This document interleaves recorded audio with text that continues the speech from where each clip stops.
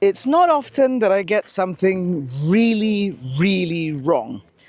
Because when we covered the Nissan booth at the Malaysia Auto Show, where they displayed a camouflage Nissan Kicks e-Power, I said that this is about the platform and not the model. Edaran Tanjung Motors has no intention to introduce the Kicks to Malaysia. Well, as you can see, I'm standing in front of an uncamouflaged model, and I've been told that this car will launch at the KL International Motor Show next month. So watch me eat my words. My name is AIMAN ABDULLAH, this is Malaysian Motoring, and this is the media preview drive of the Nissan Kicks e-Power.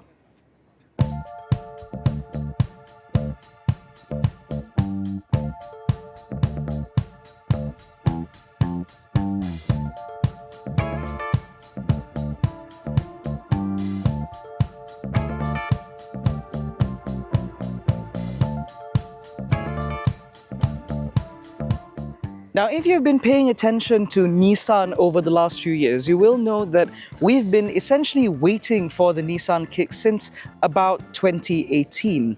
And so in that gestation period, it has actually gone through several changes. In fact, in North America, they've just launched a new generation Nissan Kicks, which looks very different from this. But this is the model we're getting. Now, before I touch on the powertrain, which is a very sophisticated system, and again, there are a lot of details to unpack there, we first have to talk about what will compel people into the showroom, and that is the styling. So up front, you get a V-Motion Nissan grille done up in piano black with some very dark chrome accents in order to make this front end very distinctive without looking too brash. You also get a very large Nissan logo up front which hides the radar for this car's ADAS functionality. Flanking that enormous grille are a set of full LED headlights replete with LED indicators. However, these indicator strips here do not double up as daytime running lights because that is instead relegated to a single panel in here. Down there you will find LED fog lights. Down the side you find a set of dual tone alloy wheels with a diamond cut finish on the front, measuring 17 inches and wrapped in Yokohama Blue Earth E70 tires, which are efficiency geared and are therefore designed in order to reduce rolling resistance and improve overall powertrain efficiency. As we move further down the side, you will notice that this car comes in a dual tone colorway. That's because the Nissan Kicks e-Power will be available as a single tone for the base VL variant and then be available as a dual tone option for VLT or higher spec variants, although you can also get the VLT as a single tone should you want that. You get e-Power badging here, which is very prominent. You also find underneath the wing mirrors a set of cameras for the 360-degree camera, which comes with this vehicle. I think they call it Intelligent View Monitor. As you move further down the side, you get the floating roof effect thanks to a blacked out D-pillar here. There are roof rails up here, although whether or not they're functional, they should be, because I can feel some bolt points back here. And overall, I do think that even though this car is a long time coming, the Kick still looks relatively contemporary for the segment. And in fact, there are parts of this car that remind me very much of the X-Trail, just sort of shrunken, which I think is not bad. But I think the rear of the Kicks is especially distinctive because you have these full LED tail lights, replete with LED indicators here, but bulb type reverse lights, but they are linked with this red panel here. It is not a light bar, but it looks like a light bar. And again, it makes the Kicks look a bit more distinctive out on the road, and it does admittedly contrast very nicely against this white pearl paint. Now, even though the Kicks is ultimately a range extender, electric range EV, or extended range EV, depending on what classification you want to look for, boot space has not really been compromised because behind this tailgate you will find a pretty good amount of space. This is comparable to what you get from other B-segment competitors like the Honda HR-V, and it's certainly larger than what you get from the Proton X50. It's just that when you look at the finer details, there are some things about this boot that I'm not the biggest fan of. For starters, there is no underfloor storage whatsoever. Instead, all of this space is taken up by things like the tire repair kit as well as your emergency kit, your triangle and so on. And while the rear seats do fold flat 60-40, they do not fold flat to the floor because not only is there a bar bisecting those seats, but also when the seats fold flat, there is a significant ridge. And it would have been nicer had Nissan engineered a dual level floor boot in order to sort of flatten that step a little bit and make that a little bit more seamless. But this is what we've got. And if you're not the type that actually folds the rear seats very often, which actually not a lot of people do, you will appreciate the fact that this is a relatively large boot. There is not that much of a lip. The overhang here is also quite short, which means taking things in and out shouldn't be too much of an issue. In fact, Edaran Tan Chong says that you can put a couple of golf bags in here as well as suitcases behind that, or something like 2 large suitcases and 3 cabin-sized bags in one go, which means that in order to carry 4 passengers and all their luggage, that shouldn't be an issue whatsoever. Now, considering the e-Power name, it may be natural for you to assume that this is therefore a hybrid. And when you look at the basics of it, you would again be correct to assume so anyway, because up front you will find a naturally aspirated 1.2-litre 3-cylinder petrol engine, which is then mated not to a gearbox but an inverter, because that thing charges a battery which then powers the electric motor. This is a broadly similar powertrain setup to what we've seen before from the Produa Ativa hybrid. Although I will admit, and I will explain a little bit later, that this is a slightly more sophisticated setup. But ultimately what this means is this car produces about 129 PS and 280 Newton meters of torque. 0 to 100 speeds are broadly similar to what you'd expect within the B segment space, but ultimately it's about the linearity of that torque and the availability of all of that torque from 0 RPM. Now, inside the Nissan Kicks e-Power, this does feel very familiar. This feels very Nissan. Because when you look at the architecture, you have a steering wheel that feels like it's come out of many other Nissan models. You also get a dash front that feels like it's come out of a lot of other Nissan models. And so this is familiar, but in a good way. Because while this interior may not take your breath away in terms of overall design, it is very functional and ergonomic. All the buttons fall very easily to hand. As you're sat here, holding the steering wheel, getting a comfortable driving position is very easy. And of course, this car benefits from the zero-gravity inspired seats, replete with very specific parts of padding and support in order to provide the most comfortable driving experience possible. On top of that, the steering wheel also adjusts for reach and rake, which means that, again, finding a comfortable driving position really isn't all that hard. Now, in terms of interior technology, you have this touchscreen infotainment system up here, which does the majority of your functions. It comes with Apple CarPlay and Android Auto, albeit wired via USB port down here. And of course, this display is nice and crisp and surprisingly responsive, because given the fact that this is a relatively old system, I would have expected it to be a little bit laggy, but it seems that while its appearance may seem dated, the insides, however, are completely up to date. Aside from this, there is also a semi-digital instrument cluster where you have a screen on the left side and a speedometer on the right. Now, that screen on the left shows a variety of different displays. This can adjust various car settings as well as show you various functionalities and features of the e-Power powertrain. So, for example, you will know when it's the engine that's charging the battery or why the engine has kicked on. You'll know when the engine is kicked on. You will know what's powering the front wheels, be it just the battery or the battery and the engine powering that battery. And so you also get a lot of different features in here. And while there are a lot of different displays, it is all very easy to manipulate because the buttons on this steering wheel are very sensibly laid out, and because they are still physical buttons, it is a lot easier for you to locate. Now, the biggest surprise actually comes in terms of the screen up here. Yes, I am gesturing to this, because this rear view mirror not only functions as a rear view mirror, but when you flip it, it actually functions as a digital screen, as what we've seen actually previously from Land Rover. Now, this screen is actually fed via a rear view mounted camera on the rear windscreen, which is actually part of the overall design. In fact, the demister heater coils actually go around the bump. So this is not an accessory add-on, it is something that comes with the car. And Nissan claims that when you fill this car up to the brim with luggage and people, this allows optimum visibility out of the third mirror, despite any of those obstructions in the way. So that's certainly very good. Now, as we move further down, you do not get a wireless charging pad, which I think is a very notable omission, but you do, however, get this interesting gear lever sort of system. This is very similar to what we've seen before from other EVs from Nissan, where you sort of push it down for drive, you press the button for park, and you push it up for reverse. Your start-stop button lives here. You also have a drive mode selected and an EV switch here in order to force the car into all-electric mode. Moving further down, you get a couple of cup holders replete with a height-adjustable sort of system where you can put shallower cups or deeper cups, or you can remove it altogether if you just want a large cubby space. Back here, you have a relatively small storage bin, only about that big and only about that deep, but it is at least felt lined, so if you put smaller items in there, they're not about to rattle about. You've got decently sized door bins, big enough for a litre size bottle, not quite litre and a half. And this glove box is of a decent size, but it is purely hard plastic, which means anything you put in here may slide about and make quite a bit of a racket.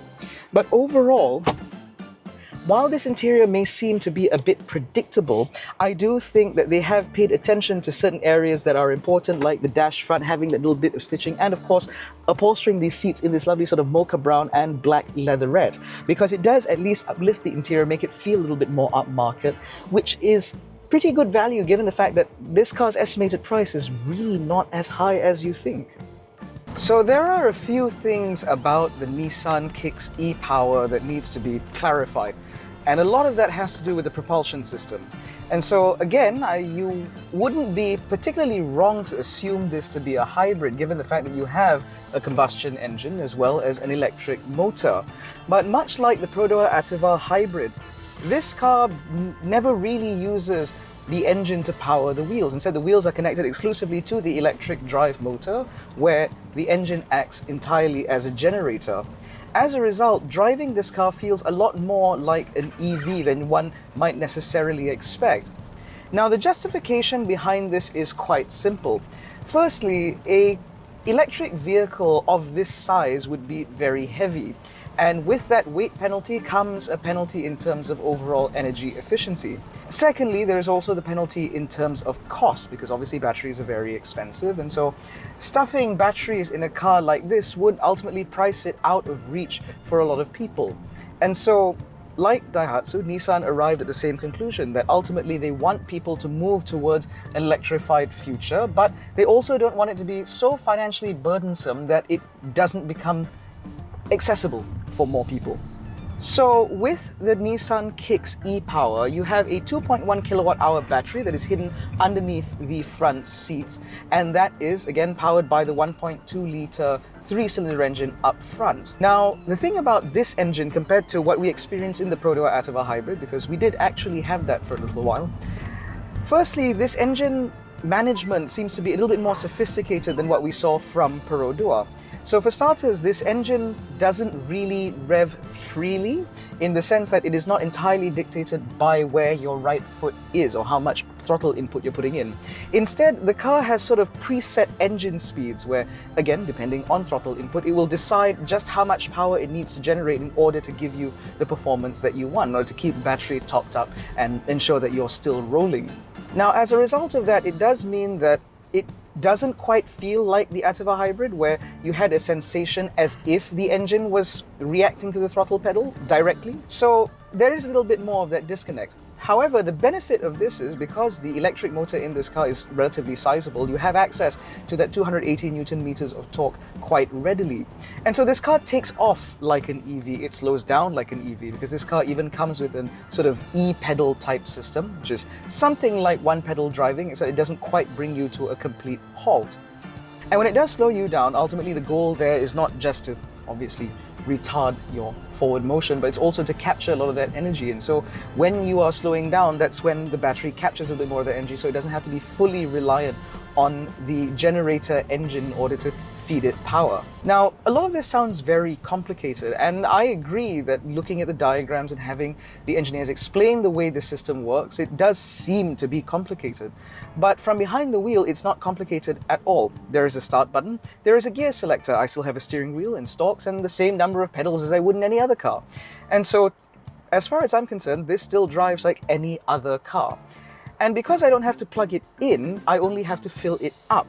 And according to Nissan, they say that the Nissan Kicks e-Power will be able to do about 900 kilometers between fill-ups, equivalent to about 21.7 or 21.5 kilometers per liter, which is equivalent to 4.6 liters to the 100. Now, of course, that is based on the NEDC cycle, which is perhaps a little bit more forgiving than the WLTP cycle, but there we are.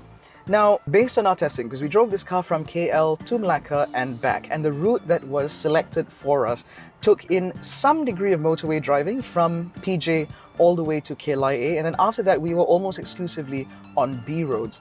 The reason for this is because in addition to the weight saving, there is also a benefit in terms of overall dynamics, and that's something that ETCM wanted to show off with this car. And on B roads, naturally, you're not sustaining high speed for a long time. You're accelerating and braking and accelerating and braking. And so there are plenty of opportunities for you to not only experience the e-drive system, or for us to experience the e-drive system, but also a lot of opportunities for the e-drive system to recoup a lot of that power. And despite spirited driving, despite some motorway stints where we got up to speeds around about the motorway limit, or perhaps maybe a little bit further, and despite all of that exuberant driving, today, 356 kilometers later, it's reporting 6.6 liters to the 100. This, to me, might not seem like a particularly good number, but if you understood how aggressively we have to drive, you would appreciate how small that number is.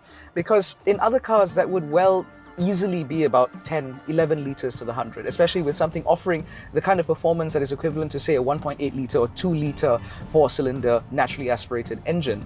Now, talking about the powertrain, there is actually a component that isn't in this car that you probably wouldn't notice isn't in this car, and that is actually a transmission. So because the front wheels are driven exclusively by the electric motor, there is no transmission in here, which means that's one less part that you need to service.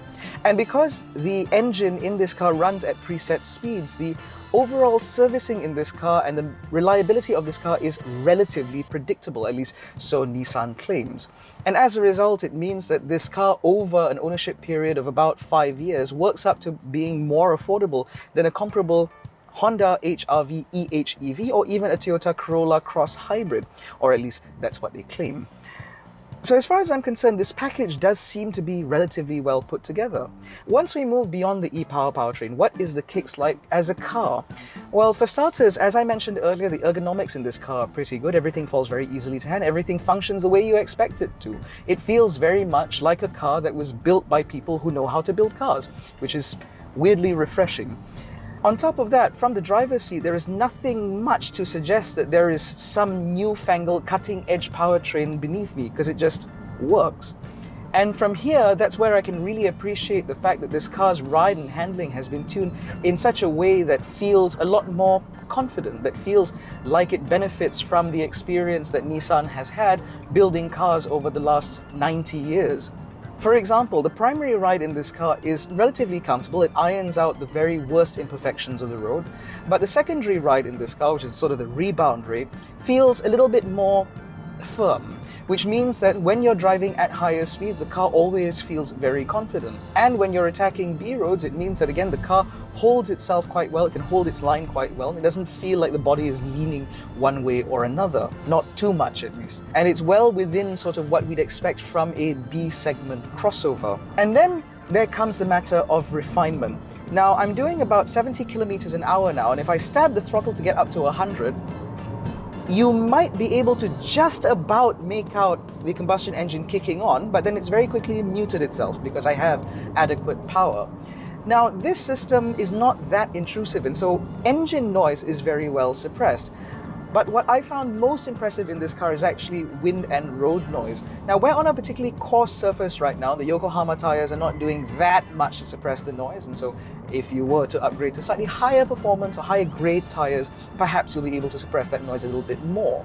But we have found that on freshly tarred surfaces, or particularly nice surfaces, this cabin remains very muted even at very high speeds. The same goes in terms of wind noise. There is very little wind whistle in this car. This Nissan Kicks elevates the standard within the B segment crossover space, I would go as far as to say, because although I've appreciated the Toyota Corolla Cross and its level of refinement, this is a bit better.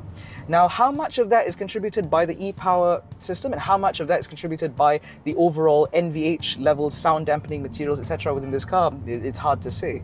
But the overall experience, the overall takeaway from this is a very well engineered and very quiet car, very comfortable car to travel in. Again, I've done 360 kilometers in this seat, these zero gravity inspired seats, and I don't feel any aches, I don't feel any pains, I haven't felt overly irritated in this car.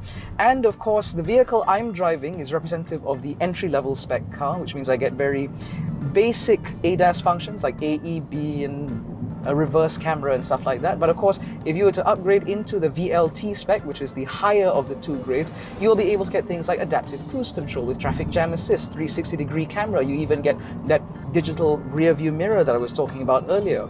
And so once you put all of that together in a package that, according to some sales advisors that we lightly tortured, should come in at under 140,000 ringgit, well under 140,000 ringgit, that means that this is ultimately the most affordable electrified B segment crossover on the market, or at least it has the potential to be. And then when you add to that this car's very competitive service prices as well as the warranties that come with this car, it makes for a package that is very hard to deny. Now, bear in mind, the Nissan Kicks is not such a compelling vehicle that I would recommend that you buy one immediately. Ultimately, this is a car that you need to take into consideration if you happen to be on the market for a vehicle like this. I think that it is suitable for younger families or even slightly older families with maybe a couple of adolescent children, because there is plenty of space in here. Or in fact, as a second car, this would be great to just do the daily run-in, to be able to go to work and come back, or run errands around town. Its compact dimensions, very confident driving style, it's just nice. This is a very nice, very pleasant car, and this is far better than what we've come to expect from Nissan over the years. Now, Edaran Tanchong is not beating about the bush. They are aware of the fact that it has been 4 long years since they've introduced a new model, and they are pinning quite a lot of hope on the Nissan Kicks, and I don't think that they're wrong to do so, because this is a very impressive car once you've experienced it. And so I certainly look forward to seeing more of this car once it launches and bring you even more information once it becomes available. And of course, once the car launches, I certainly hope that you'll take the time out to test drive this, because truly this e-power system is something that you have to experience to truly understand the benefits of. In any case, that concludes our media preview drive of the new Nissan Kicks. If you enjoyed this video, please give it a thumbs up, subscribe to the channel, hit the little bell icon to notified every time we make a new upload. Don't forget to follow us on Facebook, Twitter and Instagram. All the links are in the description below, including the link to our new WhatsApp channel. Thank you so much for watching. We will catch you in the next one. Take care and stay safe.